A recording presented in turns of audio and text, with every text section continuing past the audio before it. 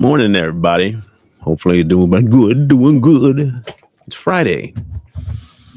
It is Friday. Anyhow, um, we are going to get into chapter 14 today of Matthew. Hopefully, yesterday helped somebody. Um, it's always a good reminder to give yourself that his process for us is a good one, a very, very good one. Let me see who this is real quick. Okay. Um, we have a good one ahead of us. 14 is really nice. I really like 14. Um, and of course, a lot of the crazy thing, a lot of the Bible stories we hear, many of them come out of Matthew. Like a ton of them come out of Matthew. Um,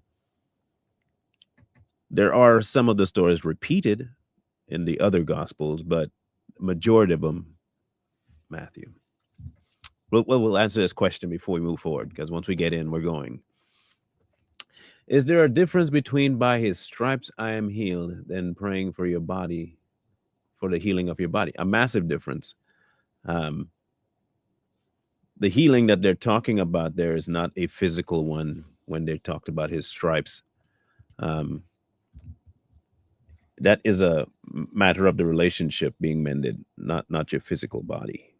Um, his healing is a request thing, and it's based on his decision, not mine. I ask for many things. That doesn't mean I'll get it. Um, Sometimes my infirmity will stay with me until it's time for it to go by his decree. So no, that's a two different things. I know people conflate the two.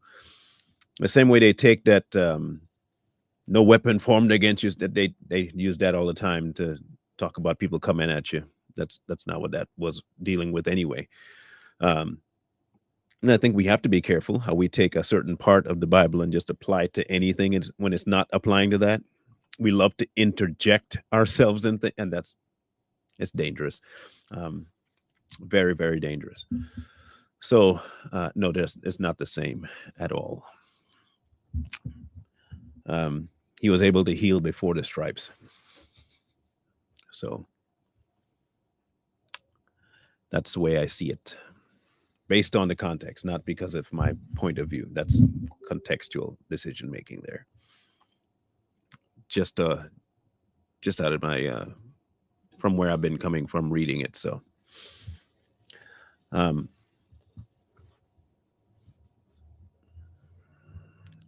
Um, I want to pray for my enemies, but will I always feel empathetic for them? That is your decision.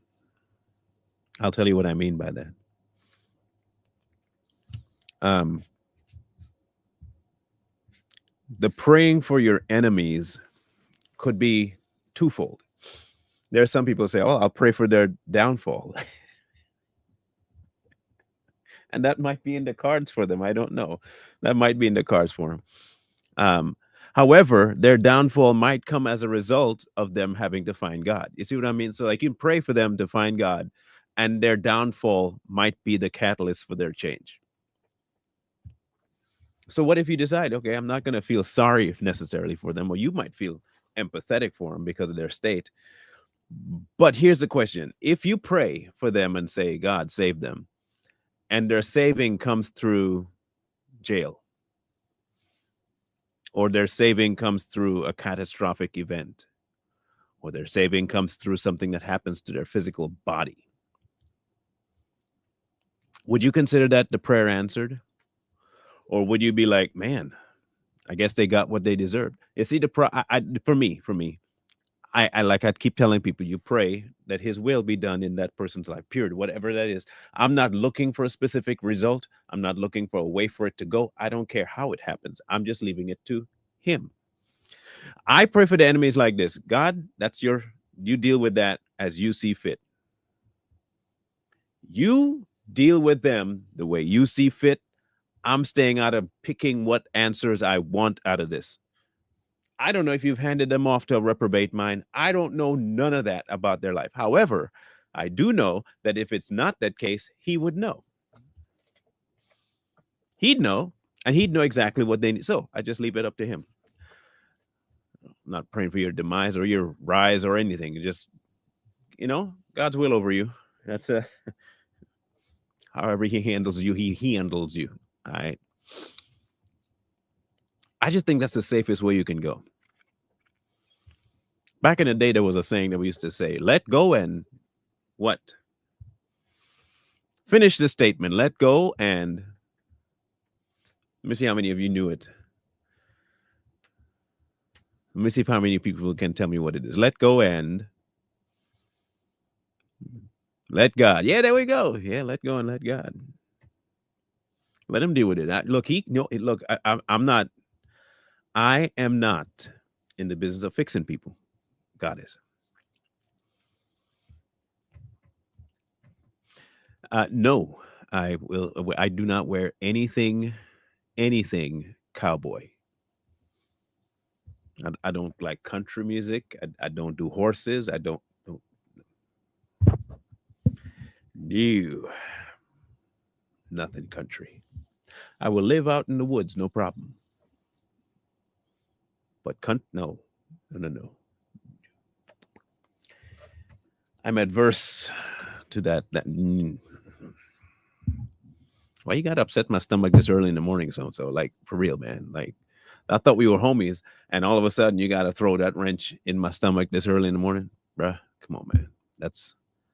That was careless. That was rude. Um, wow, man. I thought you had my back, man. I did. Now I'm starting to wonder about if you're not on like your ops or something. Like, are you like were you sent to try and test my spirit this morning? Because you know what I'm saying, we're gonna have some so and so problems. Okay. Anyway, Matthew 14. Matthew 14. Oh, by the way, before we get, I just thought of something. The events that we had last year, the family event, we were supposed to have it this coming year. Um, I don't believe we'll be able to pull that off this year. I have too many things in flux. Um, Too many decisions have to be made. Too many um, issues going on for me to split my mind off of what's going on to that event. So we'll have to probably put it off for another year to do it next year, God willing. So it just crossed my mind, so I figured I'd say it before I forget and don't mention it. And then somebody asked, like in May or something, and I say, "Oh crap, I forgot to tell you guys. We're probably not going to do it this year." So, um, beginning, always the beginning. Read from the beginning. I'll tell you why the beginning. Um, and I say this: read from the beginning, and start to write down things that pop out at you. And when you get to the New Testament, I guarantee this is what you'll see. You'll see a whole slew of things in the New Testament referencing the Old Testament spots. And it'll be fun stuff. So start from the beginning. I know. Um, uh, I, where's that other question here? Um, prop, Probably not.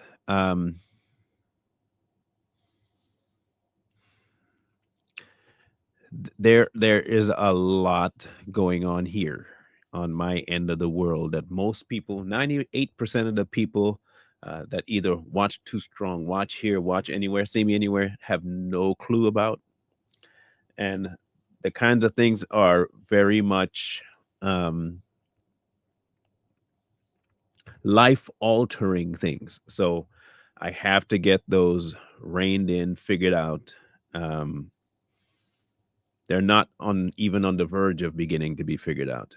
Um, and they are pretty monumental things. So that's why I have to put that off for now, because that is something good, but I don't have the emotional or mental bandwidth for that and what's going on in my off-screen life to deal with. It is a lot. So Unsure yet. We're still figuring that out. Okay. So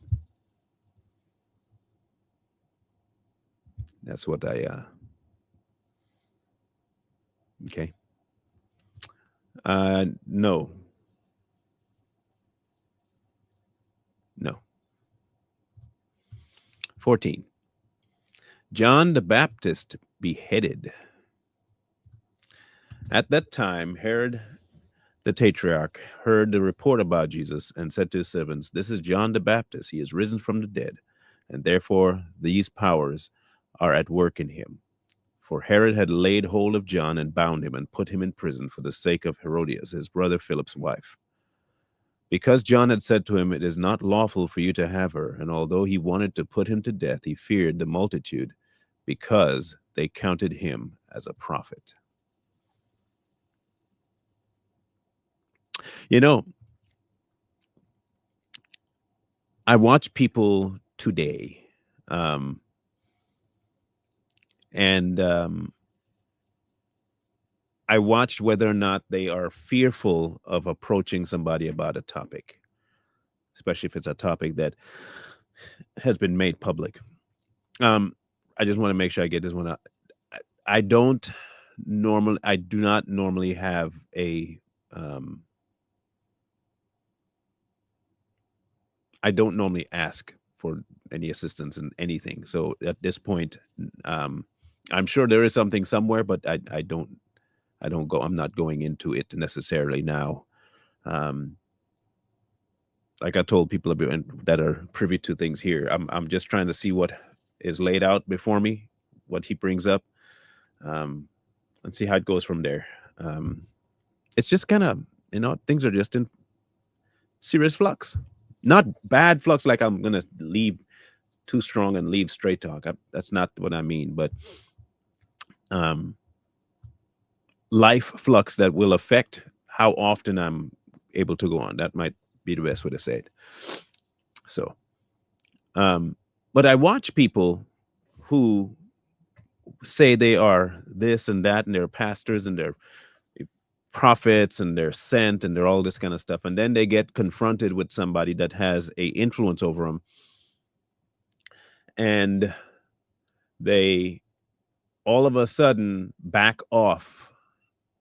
They're afraid of what might happen to them. Case in point, a lot of people say they're bold, right? Loud. They know how to stand up.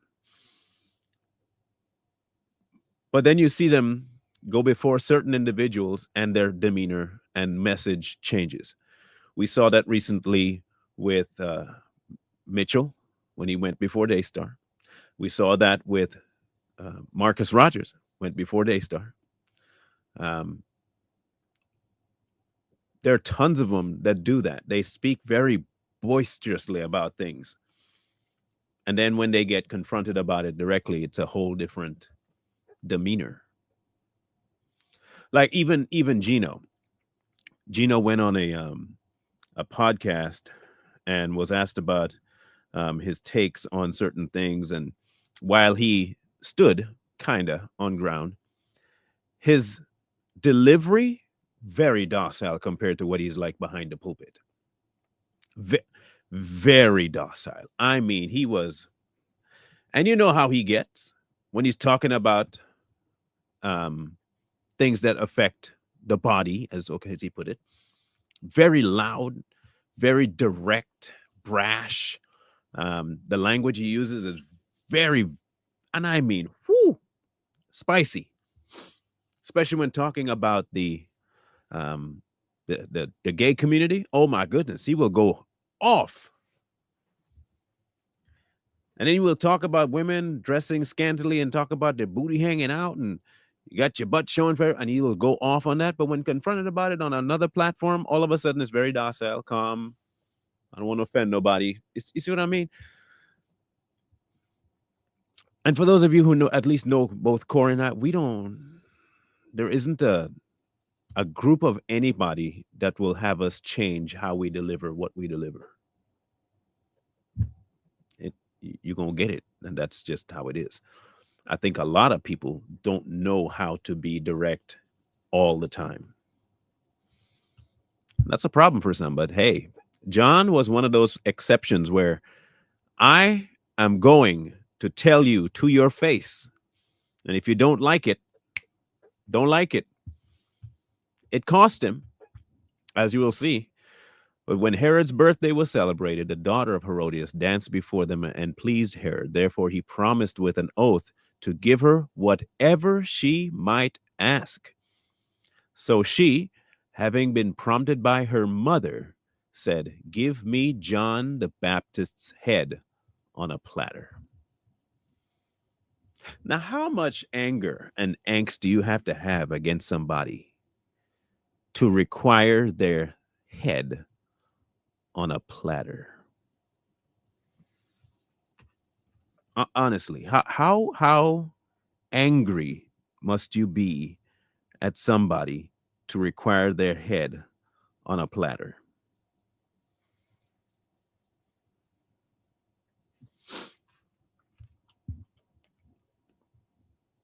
At the behest of the mother, mind you. So she didn't even pick a wish for herself. And the king was sorry. Nevertheless, because of the oaths and because of those who sat with him, again, simp, he commanded it to be given to her. So he sent and had John beheaded in prison, and his head was brought on a platter and given to the girl. And she brought it to her mother. Then his disciples came and took the body away and buried it, and went and told Jesus.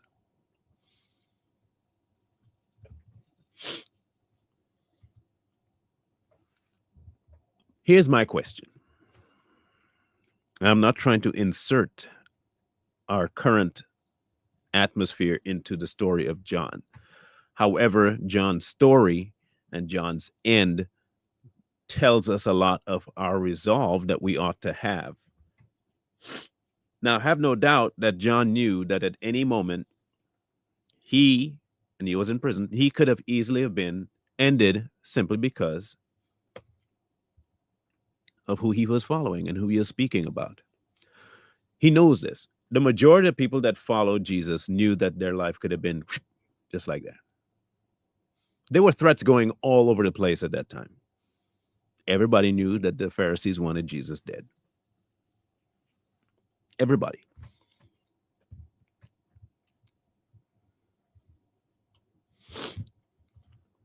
And here we have John. When Jesus heard it, he departed from there by boat to a deserted place by himself. But when the multitudes heard it, they followed him on foot from the cities. And when Jesus went out, he saw a great multitude, and he was moved with compassion for them, and healed their sick. When it was evening, his disciples came to him, saying, "This is a deserted place, and the hour is already late. Send the multitudes away, that they may go into their villages and buy themselves food." Now, what I noticed interesting about this, the instant he heard about the death of John, the first thing he wanted to do was solitude. And if we learned anything about Jesus's solitude, was not to go and moan and cry about the loss of the individual. Every time he went into solitude, it was to fellowship with the Father. That was always his retreat, was not to get away from the situation and to, "Oh, I'm so tired of these people," and, "Oh, I'm hurting, I'm crying." No, he went to fellowship with the Father. Don't get it twisted. He knew exactly what John's mission was. And I have zero doubt that hearing the end of John, he knew full well that John's mission time was up. But he went to speak to his Father. That was the goal. And when the multitudes heard it, they followed him. People just want to be around him. But Jesus said to them, they do not need to go away. You give them something to eat. And they said to him, "We have here only 5 loaves and 2 fish." He said, "Well, bring them here to me." Then he commanded the multitudes to sit on the grass, and he took the 5 loaves and the 2 fish, and looking up to heaven, he blessed and broke it and gave the loaves to the disciples, and the disciples gave to the multitudes. People might say, well, this is a kind of not very fleshed out story. No reaction from the disciples. We didn't have a reaction from the disciples when he called them either. Follow me. All right, cool, let's go. Believe it or not, there are some of them that were like, yeah, well, he said it. Let's just do it. It hasn't failed yet.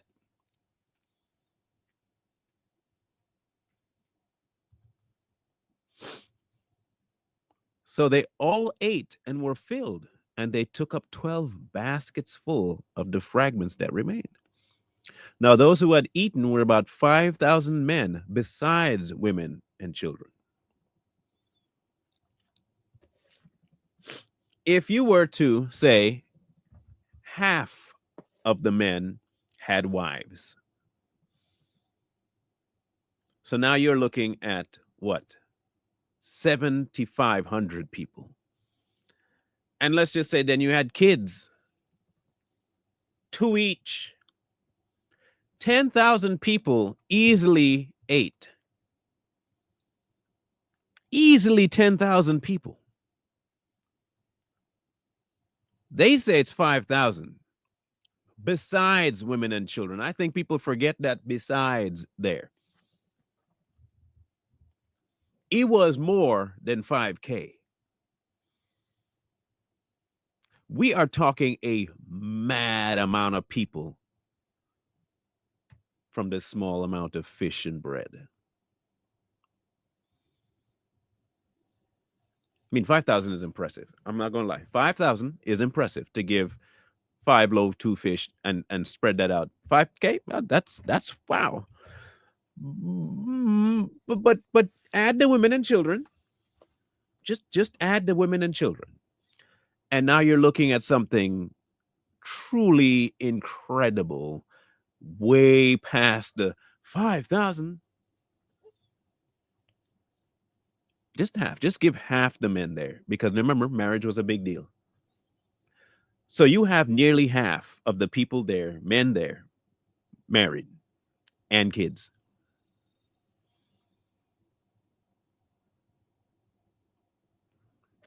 Easily over 10,000 people. That's crazy cool to me. And they had leftovers. Immediately, Jesus made his disciples get into the boat and go before him to the other side, while he sent the multitudes away. And when he had sent the multitudes away, he went up to the mountain by himself to pray. Finally, got some time to go talk to the Father. When evening came, he was alone there, but the boat was now in the middle of the sea, tossed by the waves, for the wind was contrary. Now, in the 4th watch of the night, I have no idea what time that is. I'm assuming that would be somewhere between 1 and 4 o'clock in the morning. Walking on when around the 4th hour of the night, Jesus went to them walking on the sea. And when the disciples saw him walking on the sea, they were troubled, saying, "Is that a ghost?" And they cried out for fear. But immediately Jesus spoke to them, saying, "Be of good cheer, it is I, don't be afraid." And Peter answered and said, "Lord, if it is you, command me to come to you on the water." So he said, "Come." Now, this is the part that sermons have just gone ham on. I've heard thousands of sermons on Peter and the water and the walking on water and tons of stories about it. But in reading it, I want y'all to see if y'all can catch a small little detail that I myself missed for a long time. Okay? Here it is. And Peter came down out of the boat. He walked on the water to go to Jesus. But when he saw that the wind was boisterous, he was afraid and began to sink. He cried out, saying, "Lord, save me." And immediately Jesus stretched out his hand and caught him. Now, hear me out. Hear me out. Two things we don't really know about the story. How close did Peter get to Jesus to where he would not be able to say that was him? Hear me out. Listen, yes, it's dark, but they saw the figure, which means at least the moonlight or early morning light would have told you somebody's out there. So, how close would it have been for him to not recognize it was Jesus, to ask him to call him to walk? And he walked out, but was close enough for Jesus to grab him. My theory, and just a theory, my theory is this: he didn't get that far. He did not get that far at all. I believe he got far enough to believe it was Jesus because he did walk on the water. And he said, "If it is you, Lord, call me and I'll walk." He walked out. So he had taken steps on the water. But how close was Jesus? How close was he? Now, here's what I think now happened. And what I think does not affect the Bible story, nor does it affect salvation. So don't nobody say, "You're adding to the Bible." It's just what I think happened because it's not in there. But I do have in the book references of a certain type of speed hitting people when they take off, like Philip. you, know, you remember when Philip left the eunuch and he just went pew and he was just gone? Okay. All right. I'm just saying, I don't think he was that close for them to recognize him, but I think he was close enough to really hurry up and just reach his hand out.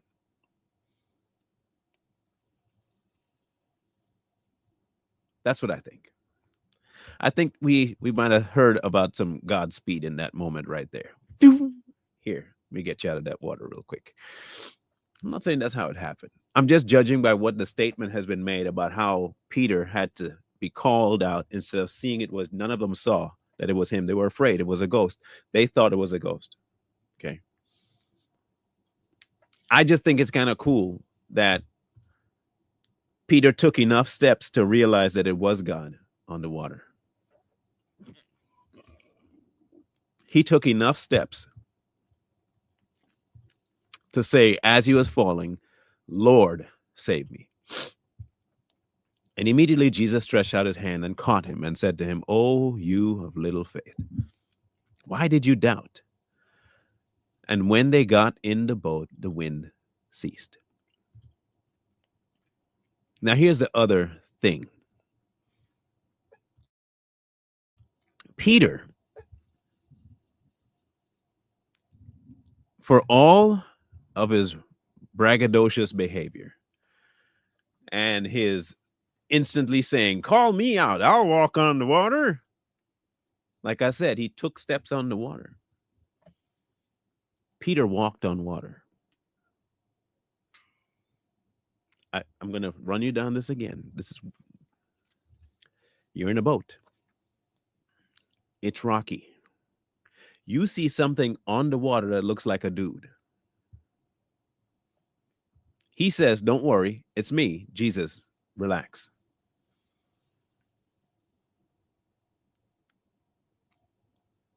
And then Peter said, "Well, call me out."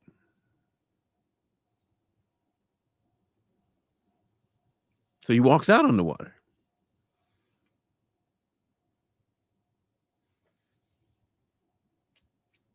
Now you're walking on water, Peter. You are walking on water. And you still lose faith.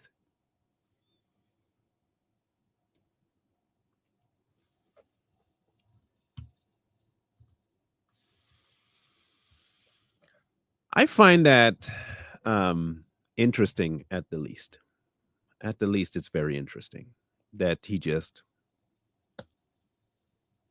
quit after stepping on water.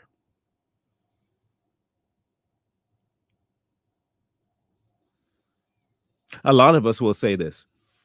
Well, if God would just give a sign, I would believe. If God would just show me something, if He'd just move in a miraculous way, I'd believe. There were people that saw this man raise dead people. There were people in Jesus's time that saw the man heal lepers, give sight to the blind, crippled folks walked. There were those that saw that and still didn't believe. What makes you think today signs are going to do anything? Well, Peter walked on water and still had problems having faith.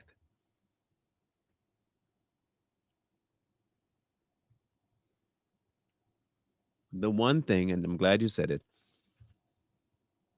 is Peter did one very vital mistake, and that was taking his eyes off. He started to look at situations around him. That's problematic. One of these days, I'll tackle that statement you're making here, Lanaya. Um, but when I do, I really want you to listen to it with a non-biased, preconceived notion, because it will show to you that he did indeed claim to be that. And not only did he claim to be that, but we were told that is what was going to happen before the New Testament even occurred. And before he showed up, this is what was said that was going to happen. So I know that the growing thought is that he is not. I hear you. But he did indeed multiple times say it. And yeah, so I would have no problem going into this particular statement here, but it'll probably be next week. But I do want to break that up for you so you can get a little bit of a different perspective. Okay. So anyway, but people saw the things he did and didn't believe him. They saw it with their own eyes. They saw it. But that's okay. That's okay. Immediately, God stretched out his hand, caught him, said to him, "Oh, you little faith, why did you doubt?" And when they got into the boat, the wind ceased. Then those who were in the boat came and worshiped him, saying, "Truly, you are the Son of God." Many touched him and were made well. I know you're going to come back with, see, look what they said. Truly, he's the Son of God. Yes, I fully understand. Like I said, we'll get into that Monday. When he had crossed over, they came to the land of Gennesaret. And when the man of that place recognized him, they sent out into all that surrounding region, brought to him all who were sick, and begged him that they might only touch the hem of his garment. And as many as were touched it were made perfectly well.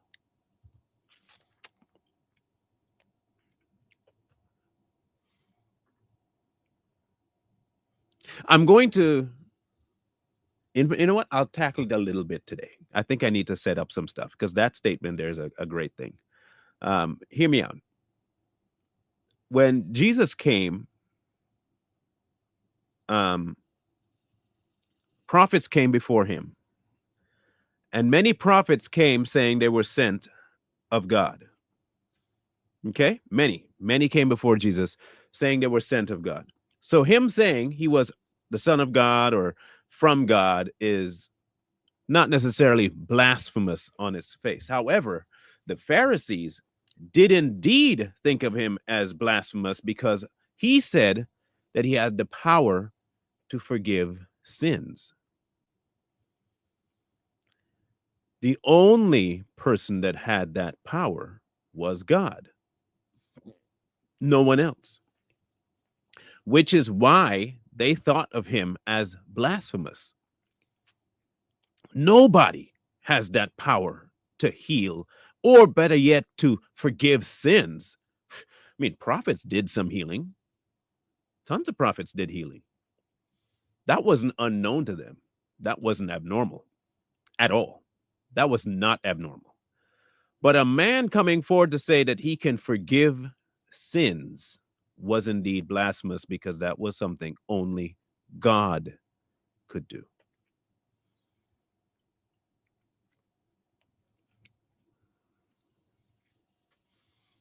So when you look at the things of just the surface, just looking at this, we haven't started to get into the actual wording, but when you get into the surface, just the surface of it, you see some things that kind of make you go, huh? And that, and that, okay, and that. Besides the word becoming flesh, besides God saying, worship him at the mount, I'm just saying angels don't get worshiped. You shall have no gods before me. But God showed up and said, him you can worship. I'm just saying that you might think it doesn't say it, but it do. So again, this comes down to two very important things. Two very important things. What would have been his reasonings to be here, to be sacrificed, if he wasn't? Because remember, only the perfect can. The only thing that could happen here is a perfect sacrifice. All right. And the only thing that can happen like that is if it's untaintable. And the only one untaintable is God. So I'm just saying, okay. So if we believe the word, if we take the word as it is, just the word, then you have to take it in full, right? Okay, good. If you take it in full, and we were told he was going to come to do this, and his name is God with us, then you have to somehow try and figure out your discrepancy in thinking who he was to who he was told, we were told he was going to be. You have to make that reconciliation. I've already made that reconciliation. And even if I show people stuff, I know that many will still not believe it. They have to hear it, see it written down in the book that he was. However, they'll still tell you that the book is tainted. So even if he did say he was in the book, they'd probably say, well, that was a part that they added. I can't convince nobody of it. I can't. I can present to you with information that says he is, but that won't change people's minds. A regular man just doing that wouldn't make any difference in the grand scheme of things.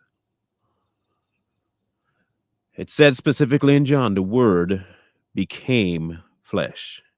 And it says in the very beginning of the book we say is the word of God, the word was there from the beginning.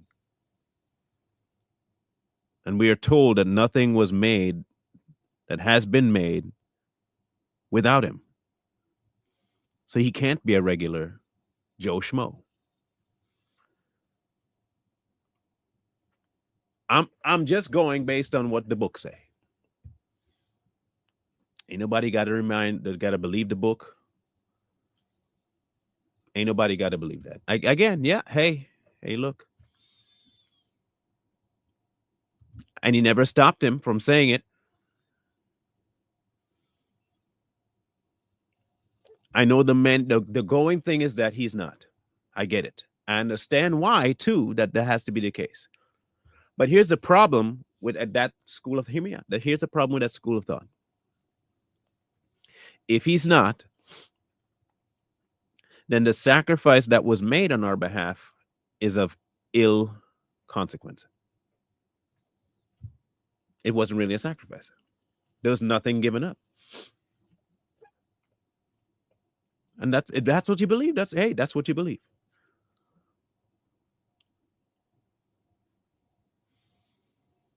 But he didn't leave you that option. So you believe that on your own. He didn't leave you that option.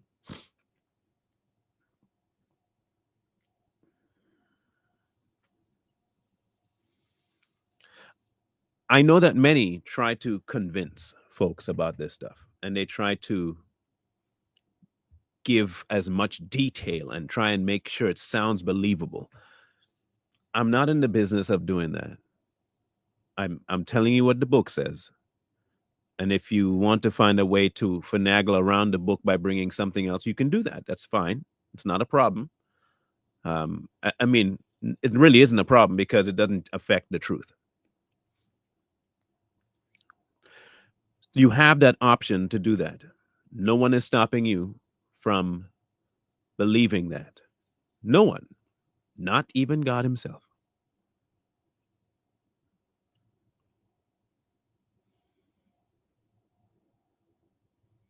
But if you don't see that reality, I don't know who you're following. I don't know. I mean, I know you say God, but which one? Which one? Which? You get me? Like if he say something that you just don't agree with because you want to believe something else, then you probably don't want him. You, you probably want your own version. And like I said, to each his own. Just understand that at the end of it, if it work out that what you believed your whole life was a fallacy, the end result is still the same for you as it is for someone who didn't believe. And hey, if that's your decision, that's I mean, I can't change your mind. And ain't nobody trying to change your mind. We can present you with the info and you do with it as you want. He who has ears to hear, let him hear.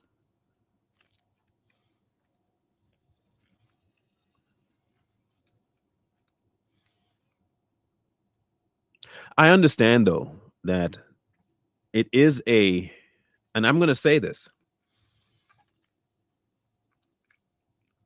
the dynamic of how it works is a confusing situation, which is why I don't try to make sense of it. I just believe it, which is why I'm not trying to convince nobody. I am convinced that it is true because he said it was. I don't care how he pulled it off. I do not care how God did what he did. I am just grateful that he did it. Period. Point blank. However the man did what he did it. However the hierarchy works, he told me, right? God, Jesus, Holy Spirit, that's all I need to know. I don't need to try and break down how they interact in heaven. You know why? Because I'm not up there. You know what I do know? I know this. Sin entered through Adam. Okay. The rest of humankind was cursed because of Adam. We could no longer have unity with God because of our state after Adam. The rest of the genealogy of mankind went until Jesus showed up, and throughout the time before, he told us he was sending him. He came. The Word. He mentioned the Word became flesh. However, God pulled that off, God pulled it off. I don't need to see genetics of how. Don't care. Do not care. This is part of faith. Jesus came, Jesus died so that the man that God created can have a reconciliatory space before him in the life of Christ. I either accept that or I don't accept that. Those are the only options I have. There is no partial acceptance and half and it is either Jesus saves or he doesn't. That is all I need to know. And from what I read, believe, faith in, Jesus died on my behalf, my fleshly behalf, in order to reconcile myself, my soul to him, if I would but follow. And that's all I am called to do, is to follow. So I do accept the fact that my flesh is worthless. I do accept that I cannot do enough to be saved. I accept that full-heartedly, yes. And the only way I can ever match up to the presence of God is by accepting Jesus's life. And that's exactly what I did. It is no longer I, but him. Not very difficult for me. The hows and the wheres and the whys, and I don't care because it is something outside of my control anyway. It's no different than my 3 or 4 year old saying to me that he wants to get something to eat. Now, in the 3 or 4 year old's mind, how the food gets there is inconsequential, really. He doesn't need to know I put on my shoe. He doesn't need to know that I have to find the car keys. He doesn't need to know that I have gas in the car. He doesn't need to know that the week before I had to have the brakes checked and the oil changed and the windshield wipers replaced. He doesn't need to know that I had the seats upholstered. He also doesn't need to know that I know the exact route to the spot I'm going and I know all the traffic laws. He doesn't need to know that I have already made plans to have my license checked and I have my registry and my car insurance. He doesn't need to know any of that. He doesn't even need to know that I have the keys in my hands or if the car has to be started a certain way. He doesn't need to know that. He doesn't even need to know if it's a left turn, right turn, straight, how long, how many is the minutes. He doesn't need to know any of that stuff. He just tells me I'm hungry and he knows that dad is going to give him some food. Bam, problem solved. Because he trusts pop. You see why I don't stress out about all the other extra stuff? I don't. However the man pulls it off, it pulls it off. Like, I'm in that situation right now, and it's not weird that it full circle from the very beginning to this. I'm in a situation right now, okay? There is tons of stuff going on, tons of stuff going on. And I mean, it feels like a tornado. But what he has to figure out, he will figure out. I simply have to wait. I'm not saying it's easy to wait. It's like the kid being hungry. He's antsy. He wants that food. He's like, Dad, when we going? Dad, I'm hungry, Dad. And Dad understands, hey, hungry kids, get it. I understand. But eventually the kid will get fed. And then he'll forget that he was even asking for food. On occasion, the kid might be, I'm so sorry, I was so hangry. But most of the time, they'll just say, oh, food, thankfully. And then they forgot that they were even.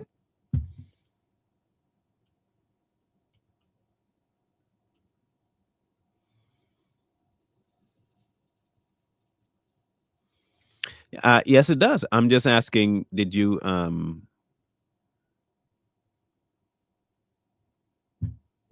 did you listen to the other part I mentioned?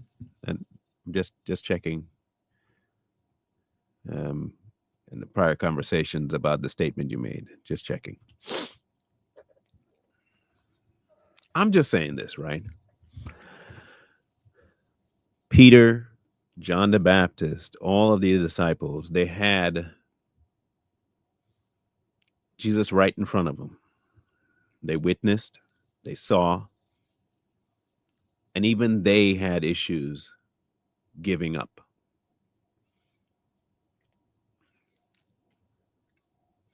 Your faith will be tested. And he's fully expecting you to not always be faithful, but he is.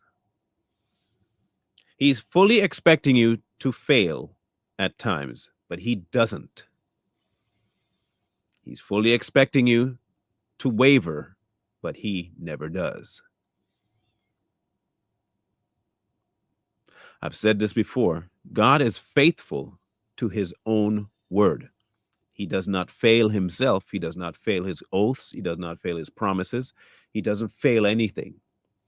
When we feel that he's failed us, that's our feeling.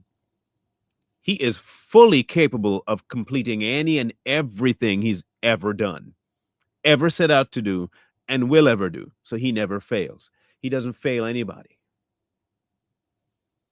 Now, our faith and our trust and our belief, that may fail, but he doesn't.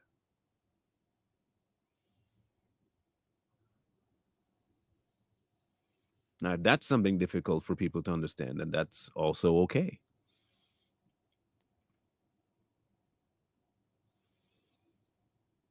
Should you? Yeah, you should believe it. Do you always? No. But you can always say, forgive my unbelief.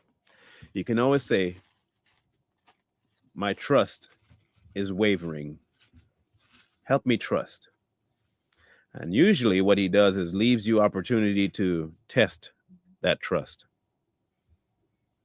He doesn't just hand you trust. He gives you opportunity to trust him.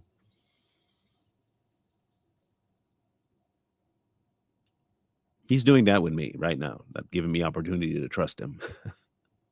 And I can tell you, I can attest right here, I can attest that it is not as easy as it may seem.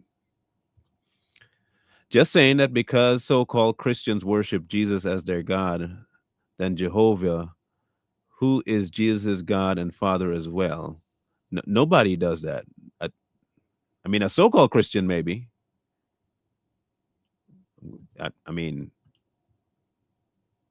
I don't separate the three. I mean,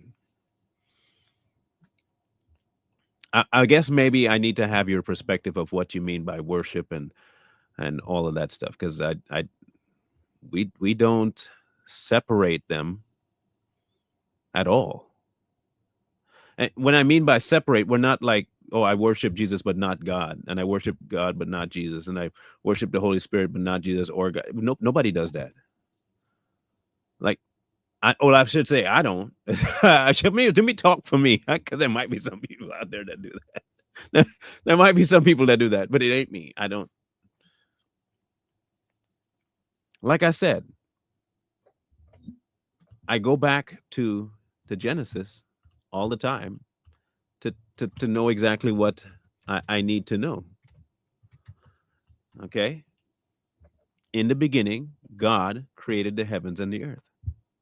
Earth was without form and void, and darkness was upon the face of the deep. And the Spirit of God was hovering over the face of the waters.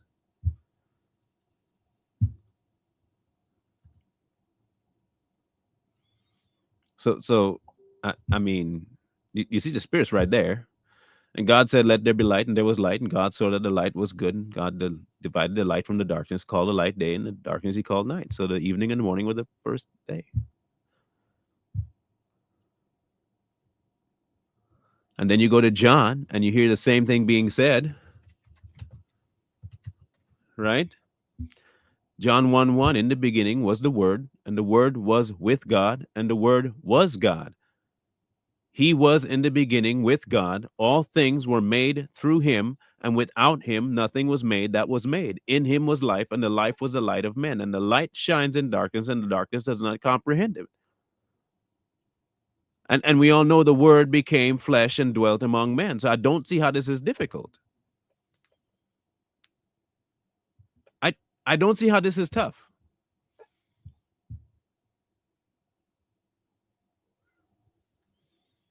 So if the Word was with God, and the Word was God, and the Word became flesh,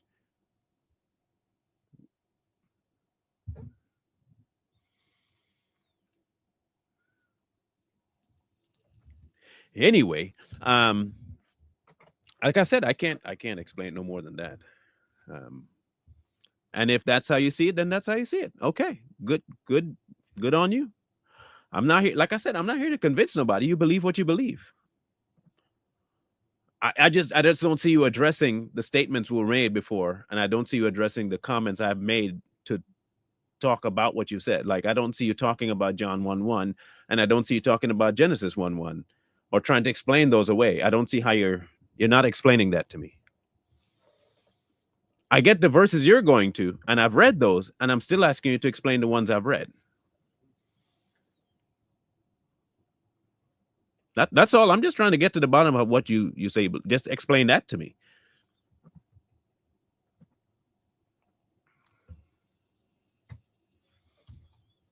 Again, you're not. If you don't want to address the question I answered your questions 3 times now. I've answered your questions 3 times, and you are yet to answer any of my questions to explain the verses I dropped on you. Can you please just explain those verses for me? That's all I'm asking. I, I went into what you brought up. I, I don't see why you can't bring mine up. Yes, that's what it says. Again, explain why the Spirit and Him are mentioned separately, and then explain to me John 1:1. That's all.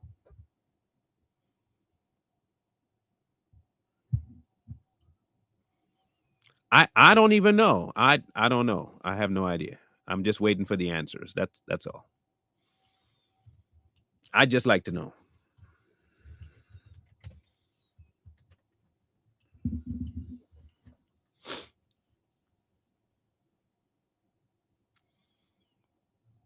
And as for Matthew 4:10, during the temptation, listen carefully to what it is it says. Jesus said to him, "It is written again, you shall not tempt the Lord your God." Satan wasn't in heaven tempting God. Satan was down there tempting Jesus. And Jesus said, "It is written, you shall not tempt the Lord your God." Not me. Jesus said that. This was before 10. And again, the devil took him to an exceedingly high mountain and showed him all the kingdom of the world and their glory. And he said to him, "All these things I will give to you if you would but fall down and worship me." Then Jesus said to him, "Away with you, Satan, for it is written, you shall worship the Lord your God, and him alone you shall serve." How is it difficult when he just said before, don't tempt the Lord your God, while talking to Satan who was tempting him? Make that make sense. Because Jehovah's Holy Spirit is his power. Jesus is the word, and John 1:18 shows that Jesus said no one has seen God at any time except him. Exactly.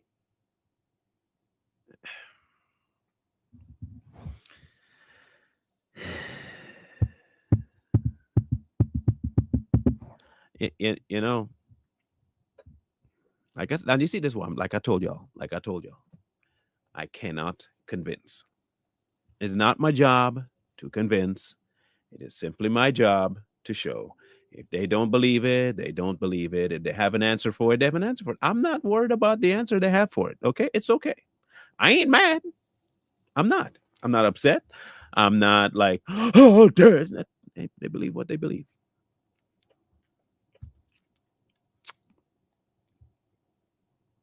I'm good with what they believe because they believe it. I cannot change anybody's mind. I can only show them what the word says. And everybody who wants to believe what they believe will take what they read in any way they feel like taking it. You're seeing it in real time. Okay. I'm not worried about it. I really am not. I'm not stressed over it. But it canceled Monday. So I don't need to go into to it on Monday, which is good. I can leave Monday open for whatever else I have going on. So that's kind of good. We covered it in the space of time we needed, and everything is on the table. So no, I'm not gonna pull a Gino. No, heck no. Nah. Book, chapter, verse. No, I'm not gonna do that to nobody. We all know this. This is nothing new. We know. I no one's disputing that took place at all. Like nobody's disputing that, like at all. Okay, is anybody else in the chat disputing that Jesus prayed to the Father? Does anybody in the room dispute that Jesus did that at all? Does anybody out there? Anyone? Anyone?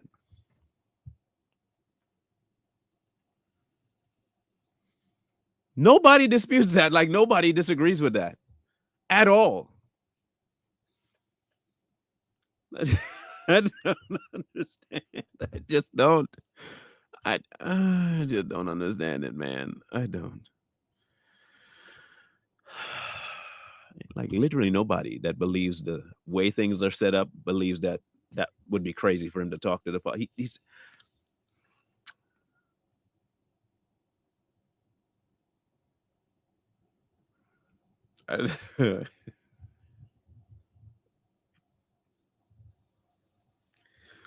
you can't make this up, man. I'm telling you, you can't make this up. You can't. There's no way. No way. No way.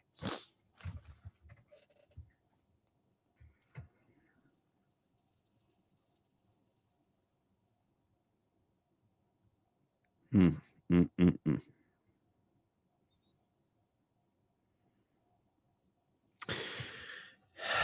Anyway, tomorrow, um, I flipped the clock on another year, and I am thankful. I am thankful that I got another year on this earth to do stuff that He put for me to do. Um, I say that to say that for those of you who have had this year so far, um, another year over the clock, congratulations. God has seen fit to put you on this earth for one more year. Um, and He has seen fit to leave me on the earth one more year. And it is good. It is a good thing. Um,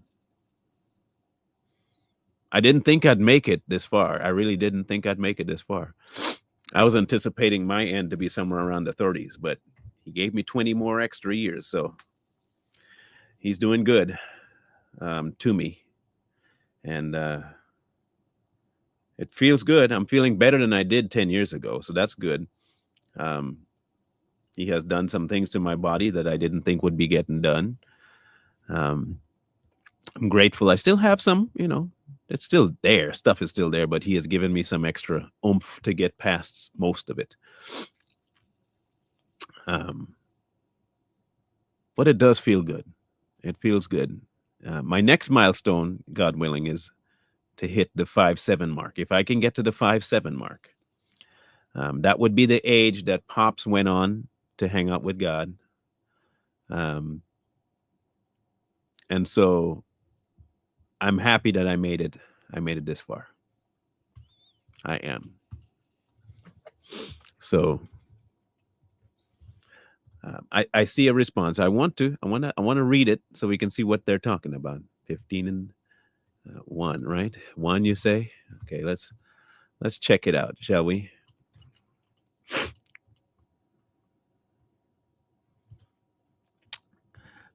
Let's see what you've come up with. He is the image of the invisible God, the firstborn over all creation. For by Him all things were created that are in heaven and that are on earth, visible and invisible, whether thrones or dominions or principalities or power. All things were created through Him and for Him. And He is before all things, and in Him all things consist. It doesn't say otherwise, actually. It confirms what we've been saying.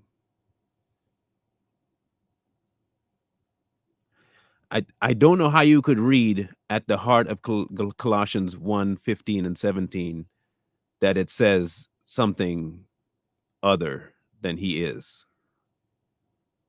I that like, like it literally says it is. Like it literally is saying that He is. I don't get it.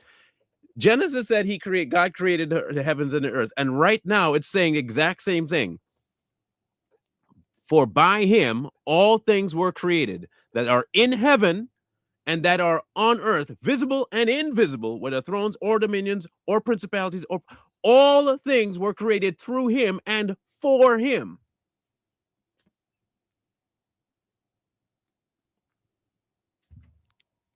What?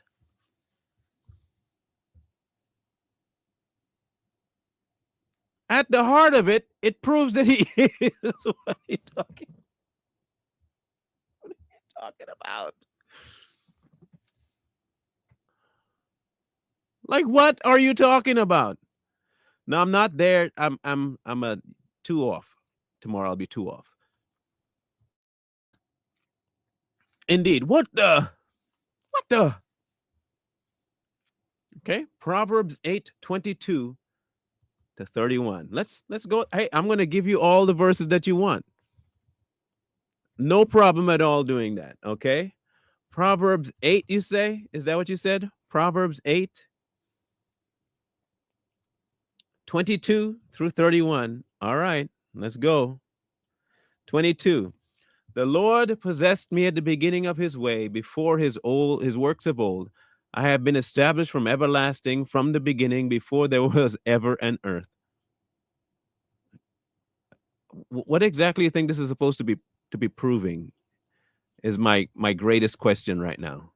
Let's continue anyway. When there were no depths, I was brought forth. When there were no fountains abounding with water, before the mountains were settled, before the hills, I was brought forth. And while as yet he had not made the earth nor the fields, as the primordial dust of the primal dust of the world, when he prepared the heavens, I was there. When he drew the circle on the face of the deep, when he established the clouds above, when he strengthened the fountains of the deep, when he assigned the seas in its limits, so that the waters would not transgress his command, when he marked the foundation of the earth. Then I was beside him as master craftsman, and I was daily his delight, rejoicing always before him, rejoicing in his inhabited world, as my delight was with the sons of men. I'm trying to figure out how any of what I've said contradicts this. I think your problem is that you don't understand the Godhead. I think at the core of it, you don't accept the way God has his kingdom set up.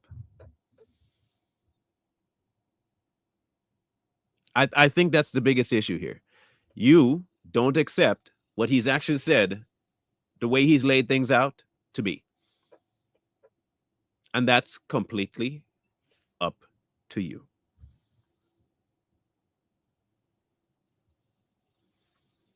That is completely up to you.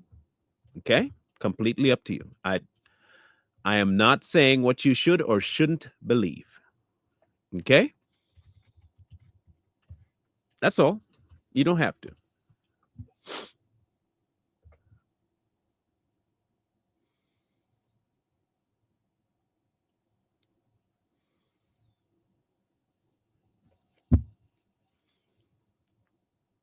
I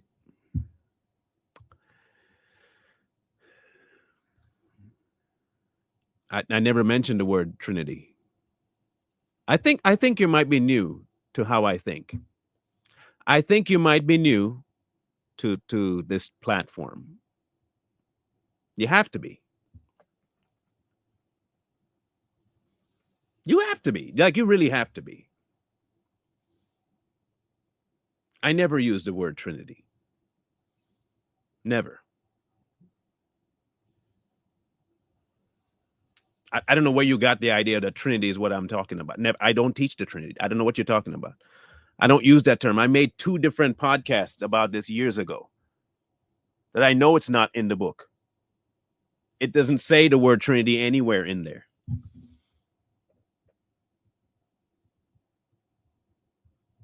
I say you don't understand the Godhead. What exactly do I mean by Godhead? Let me ask you that. Like, what do I believe the Godhead to be? You tell me, since you think it's pagan, please tell me what you think I mean by Godhead. I would love to hear what you think I mean by Godhead.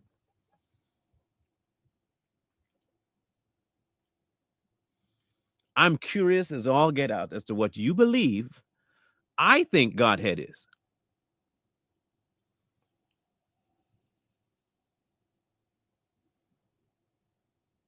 I didn't ask you that. I didn't ask you that at all.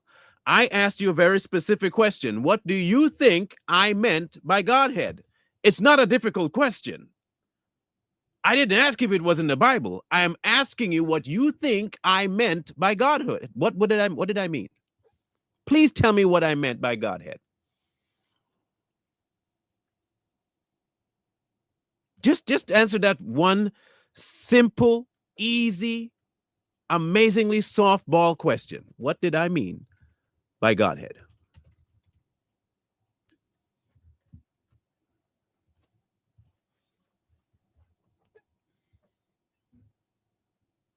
Just answer that question.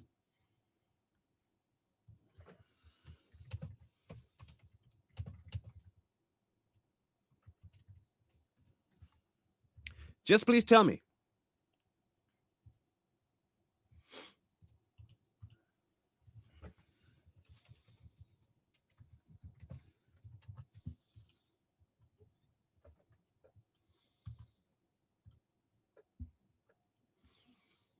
I'm simply just waiting on what you think Godhead.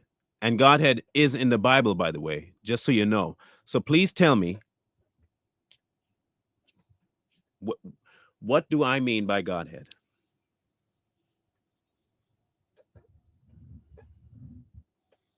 Because you seem to think I think something and you're curbing it to mean something. So please tell me, what do I mean by Godhead?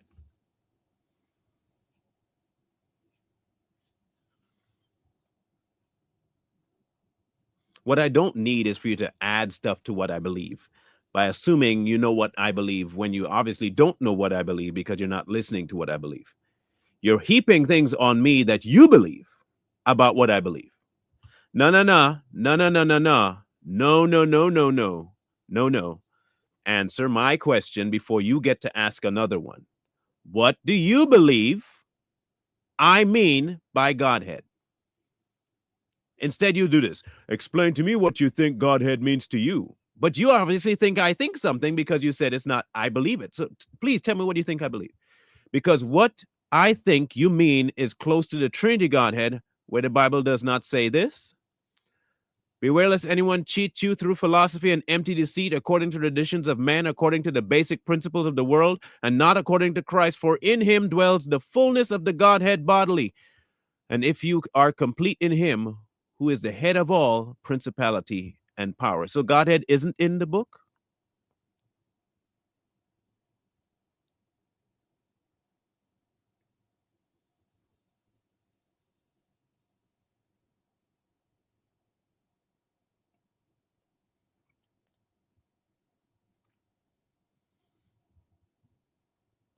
Just simply answer my question.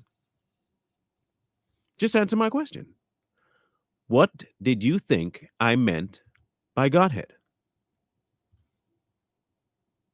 Because your responses tell me you have an idea of what I mean, and I'll tell you what you think I meant. You believe Trinity when I say Godhead.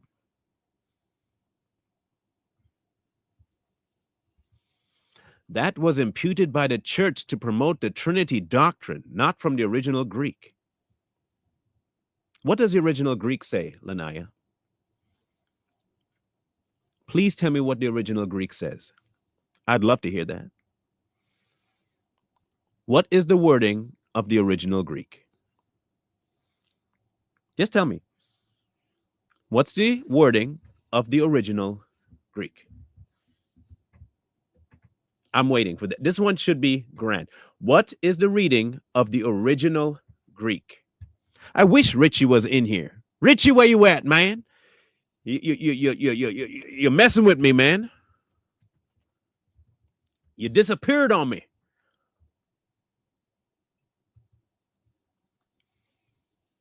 So please tell me what does the Greek say? You said it's not from the original Greek, so please tell me what the Greek says.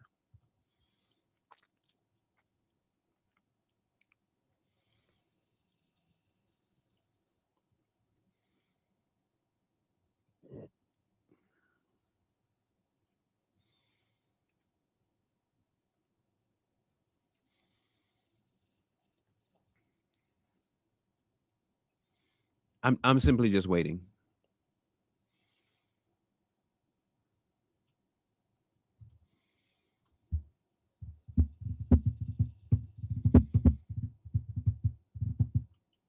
What does the original Greek say?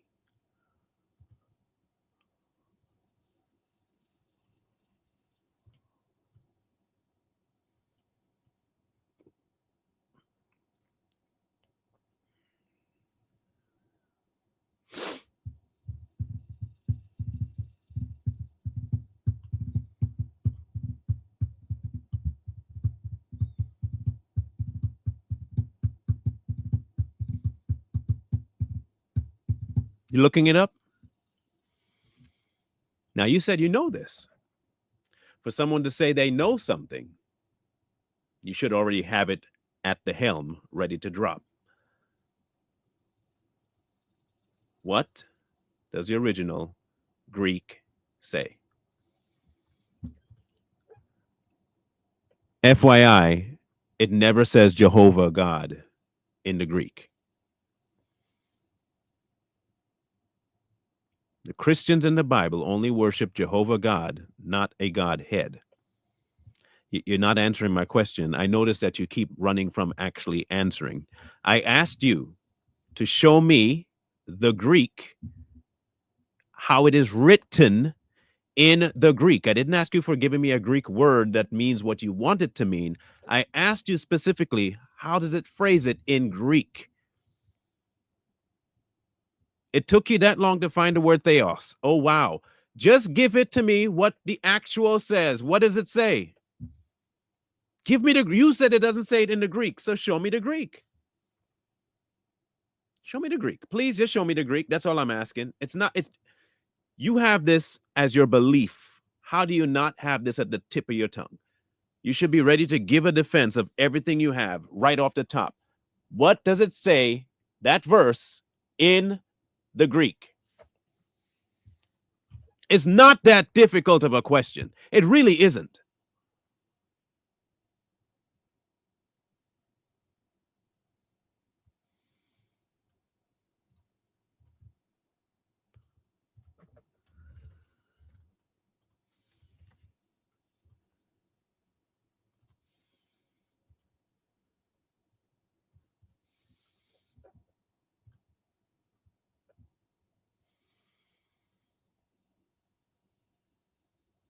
What's the word used in Greek, please?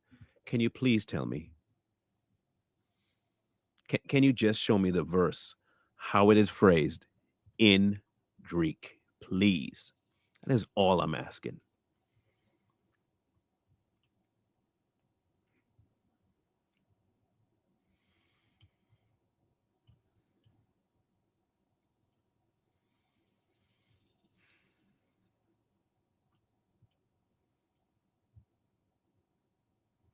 Any answer yet?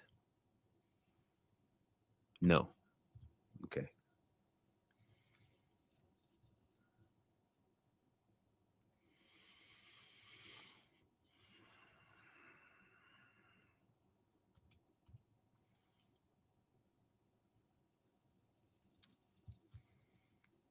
No. Okay, good. I'll just leave it at that then. Not gonna get an answer.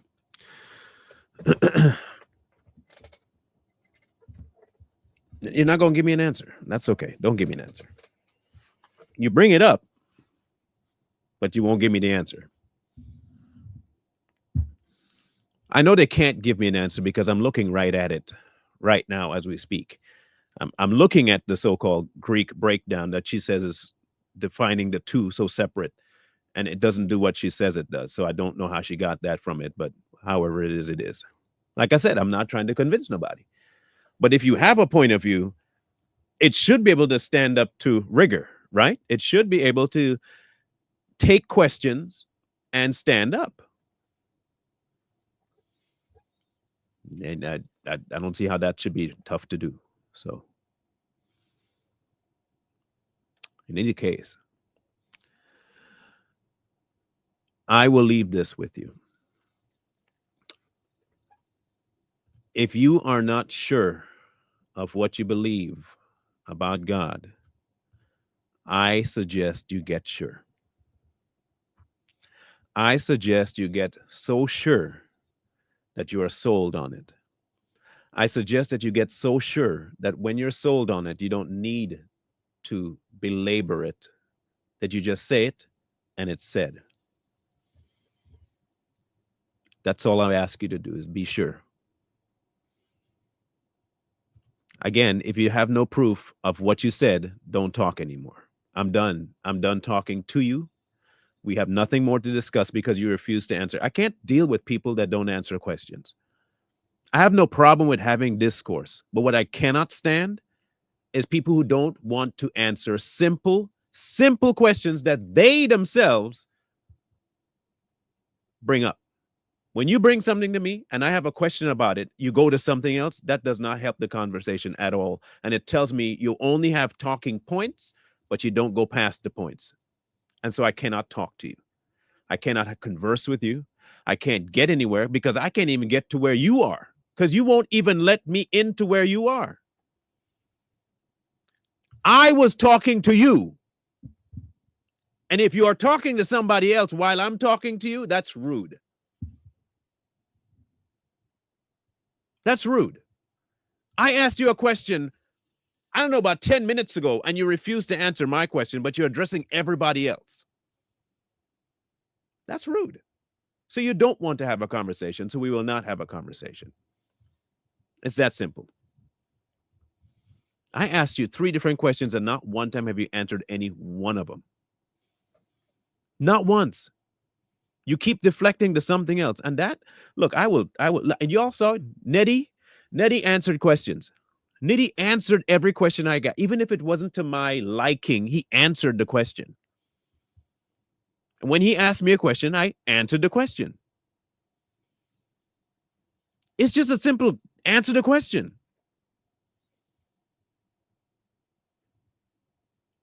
But no. So that's my biggest peeve. And y'all know this about me. That's my biggest peeve. Question answering. It's mine. And I think this is why Corey and I bonded, because we cannot stand people that don't answer questions. It is like you want to get me like fiery under the collar? Don't answer the question I ask you. Go to something else, especially after I go to something else. That'll really get me going. But I am working on bringing it down. Being okay with getting no answer. I'm okay with that now. She doesn't want to answer. The conversation's over. It's really easy. So there's no more questions to be had. I'm not having the conversation anymore. Any more questions? I'm not blocking nobody, but I'm just not answering the question. Y'all can have fun with her in the comment section, but I'm not. So in either case, no answers from them. My suggestion still stands. Be sure of what you believe. And that means that goes for both sides. Be sure that you believe there is no God, and be sure that you believe there is. Be sure that you're saved, and be sure that you're not.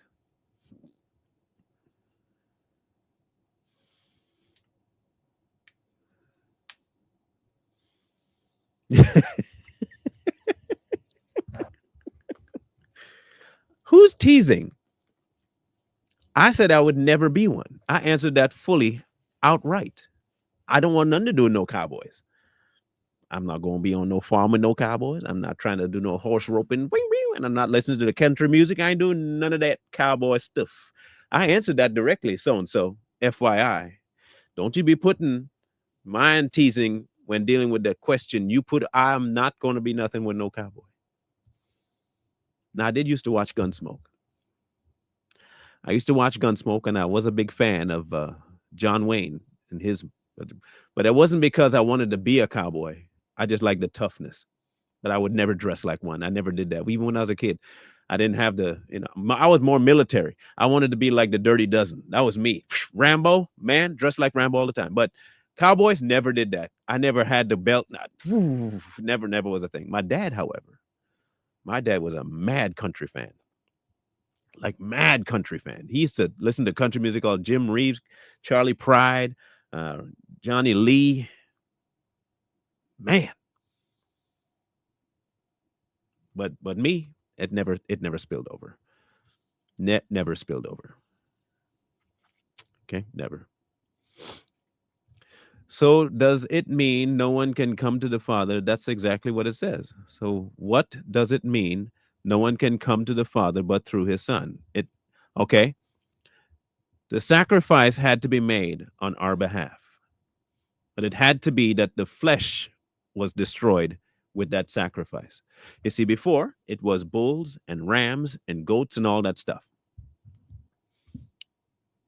But all of those were just a precursor of what the true sacrifice was needed on our behalf. We had to die. In order to come to the Father, we had to die. But we couldn't die We couldn't. Even if we did, it would just be a punishment and that'd be it. We'd be done. However, if there was a way that the flesh could be put to death on our behalf,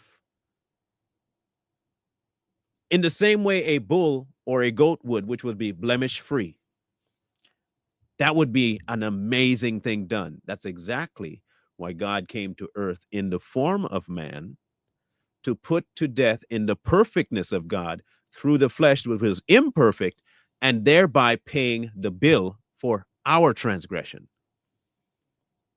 Christ was put to death on our behalf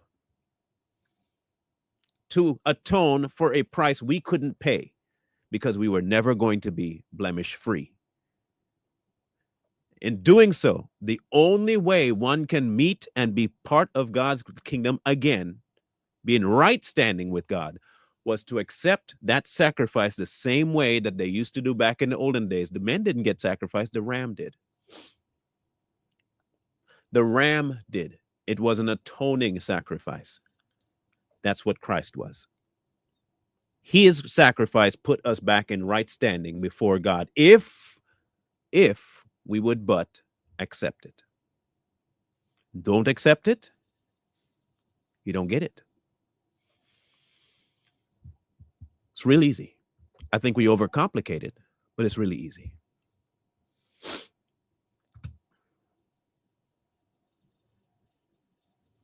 So there, that's the answer to that. Scrolling at the bottom, y'all know what to do. Like I said, you know who to talk to. Talk to that author about it. He has his hand in everything. He knows the times, the ups, the downs, the sideways. He knows it all. And if you don't have a connection to him, foster one. Foster one. He's simply just there waiting.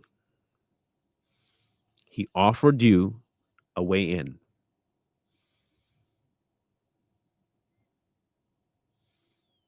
He offered you a way in. He created that pathway for you to leave from damnation to peace and a part of the kingdom.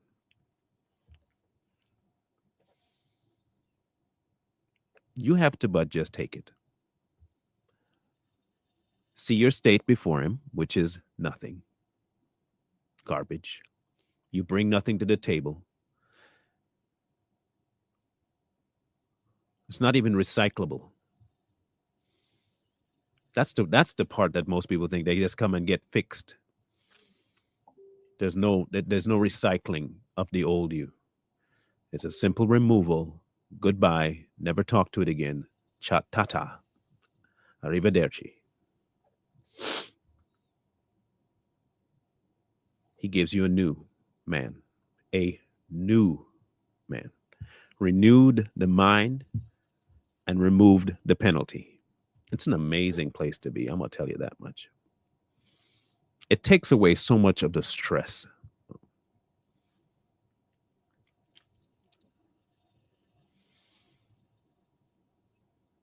Okay? It does. I'll be back Monday. Savage Patriots will be on today. We're yet to pick a title, and we probably should soon because our show's about to start in a few hours. So I probably should get that going. In either case, love y'all. Mean it. I don't think I'm muted. Am I still muted? I'm not muted. What do you mean I'm muted? That might be your phone or your TV or something, but it's not on my end. Have a grand rest of the day and weekend. I'm going to try and do nothing tomorrow. Well, we all know how that goes. Okay. Look, as much as I don't want to do anything on my birthday, I know something will happen that I will have to do something on my birthday. Heck, I'm already working at the Y tomorrow to do the class. So that's already going to happen. So that's right off the top, taking my nothing, doing and giving it something. Now, Sunday. So it might be that I might be able to celebrate my birthday the day after. So I might do it Sunday. I might just do nothing Sunday, just nothing at all Sunday. I look, I know I'm wishfully thinking. You can I can almost feel the eyes staring through your phones at me saying, good luck with that one. I can wish. Look, let me dream a little, please. Just let me dream. Why y'all gotta be such bubble busters? Just let me dream. Let me wish. Just for a day. Can I just fake it? Just one time. Just act like I know I'm not going to do anything. Let me just pretend, please. Just let me pretend. Is that okay? Okay. It might not be true, but let me pretend. Let me get lost in my own mind that I'm not going to do anything, even though I'm doing something physically. Let me just park the brain. Why y'all got to be such party poopers, man? Come on. That's rude. Anyway, love y'all. I do mean it. Have a grand rest of the day. We'll see you on Savage Patriots later tonight. No